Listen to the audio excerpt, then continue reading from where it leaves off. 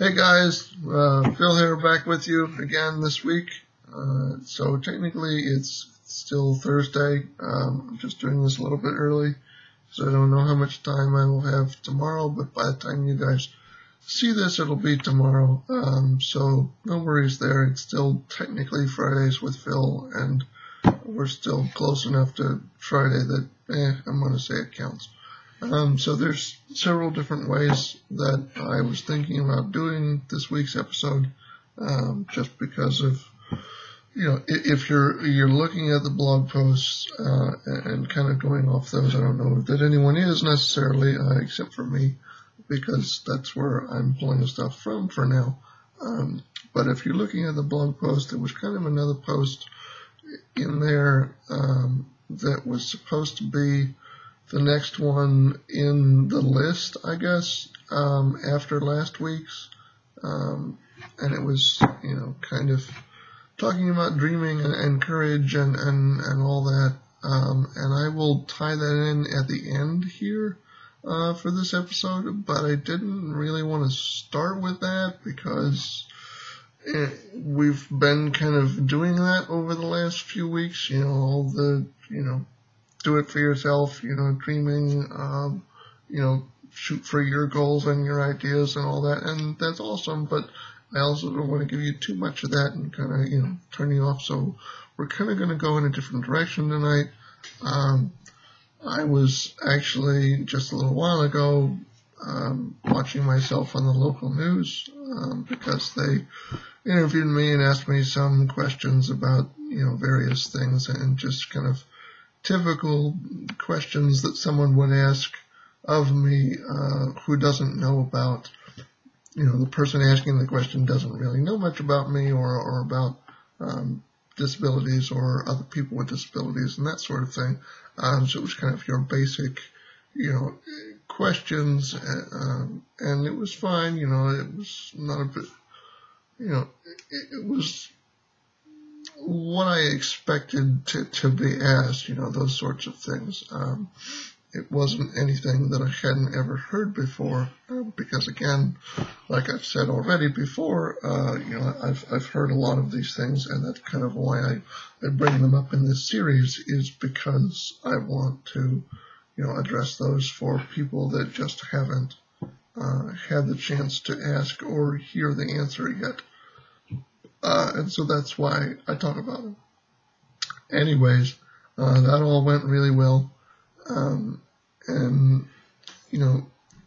I'm kind of going to skip to the next post here from August of last year. So we're slowly catching up to now, because this is the last post in August, and then it jumps to September for a couple of posts, and then October, and then there's only one in November, and then we'll jump to this year, so it shouldn't take us too much longer to get there from here, or to get to now from where we're at in the backtrack. Anyways, so I had originally for this written several paragraphs, of a post outlining how someone should approach meeting a disabled person for the first time, or what I would guess is the first time that they've met someone with a disability, and that was going to be based on an actual instance that I had dealt with at the time, but I thought about it, and it, I was trying to make it too complicated, I guess, of an interaction. If you want to interact with a disabled person for the first time, don't assume anything. That's the first thing I can tell you. Don't assume anything about, me, if it's me that you're meeting, or someone else who's disabled. Just approach the person as you would any other person that you want to have a conversation with, any other person that you would want to just generally meet for the first time. And just have a conversation like you would with, most other people, introduce yourself and talk about something that isn't related to their disability. That's key. People try to jump straight to the disability and ask me those questions, and I'll answer those questions if that's really what you have to ask first. But it's so much better for me and for you if you ask something that you would really ask in a conversation with someone else. I don't care if it's as basic of, you see me somewhere and you're like, oh, do you come here a lot? Like, we'll start with that. Anything other than the disability, start with that, and then the conversation will normally, naturally evolve into whatever it needs to be, and you can go from there. That's my short bit on that, and that's all I'm really going to say about that at this point, because we've kind of beat that into the ground. So what else is there to say at this point? Okay, how's this? When someone asks me to give some form of a testimony for them,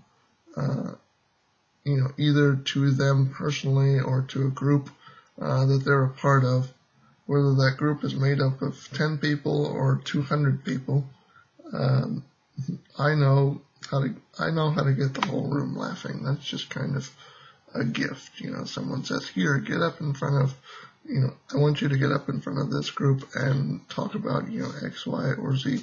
It really doesn't matter what you give me to talk about. I'm probably going to find some kind of way to get the audience engaged and normally to get them laughing, because that's just generally a good way, unless it's a really serious topic, and then I'll probably avoid it, but I'll still get you engaged, and I'll get you to think or to ask questions if I can't get you to laugh. And I give them all the positive moments I can. I pour out all the hope that I'm capable of pouring, because they need it.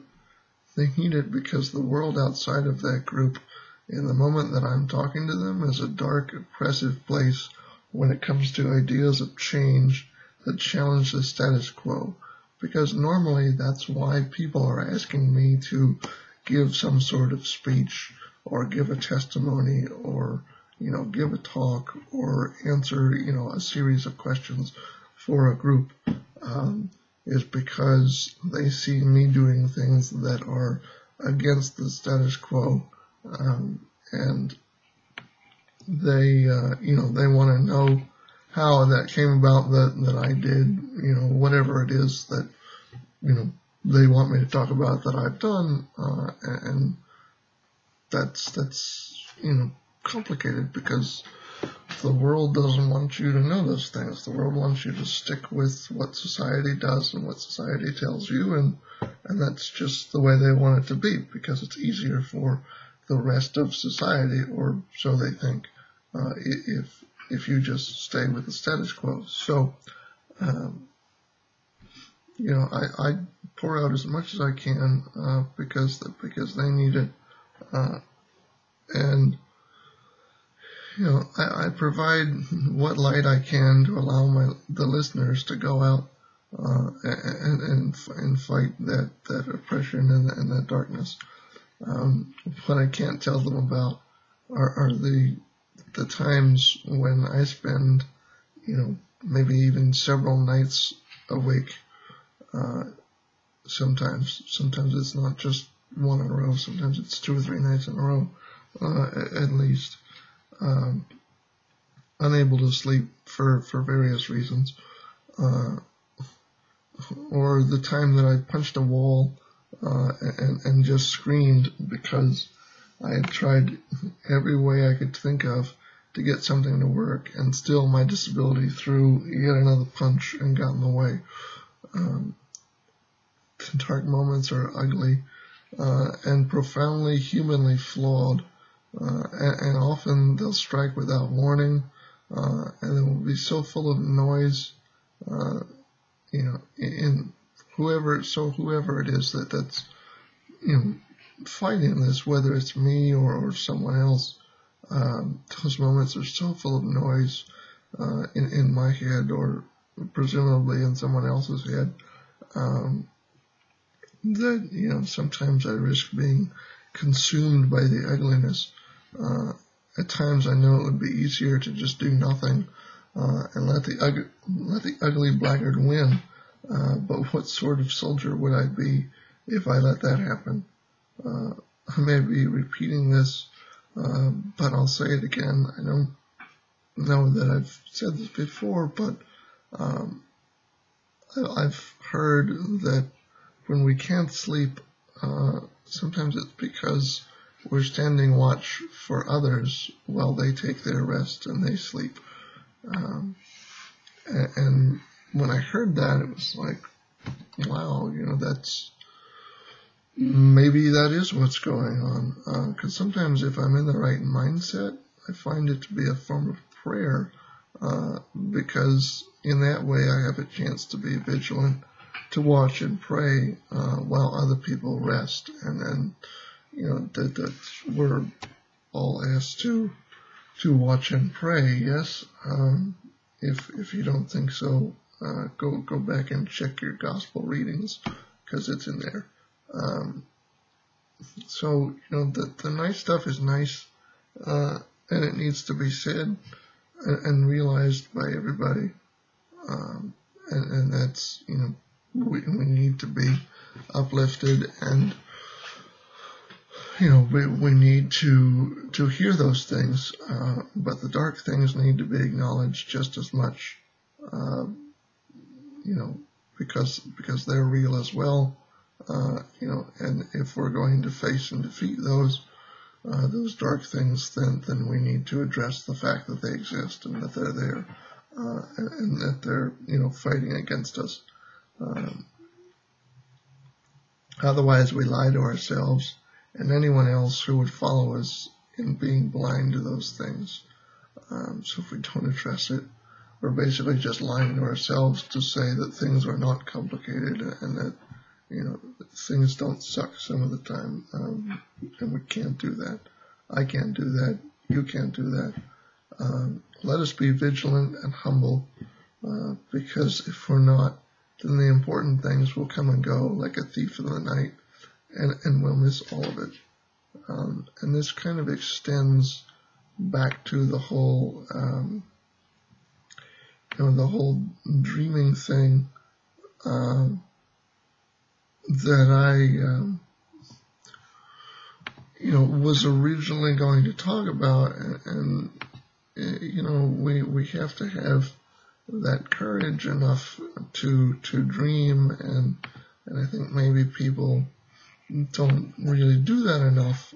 They don't take the time to do that.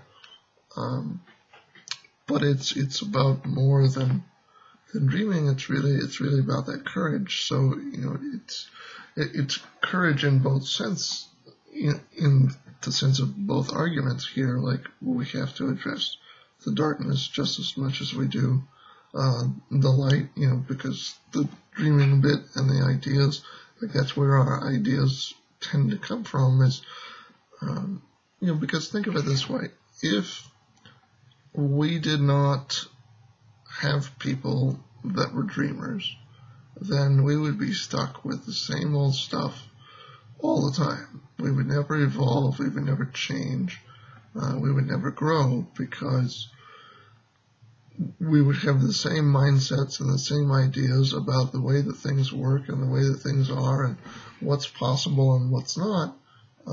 And so then nothing would ever change or get better. It would only get worse, because we would be stuck in the same mindsets, and what doesn't work would only get worse, instead of having a chance to get better. But the only way that it gets better is if people are allowed to dream and have those ideas and say, no, I think for whatever reason it is that this is possible and that there's a way for me to do this. But at the same time, if we do not address the fact that the darkness is present and that the shitty stuff is still there, then, what are we going to do? Because it's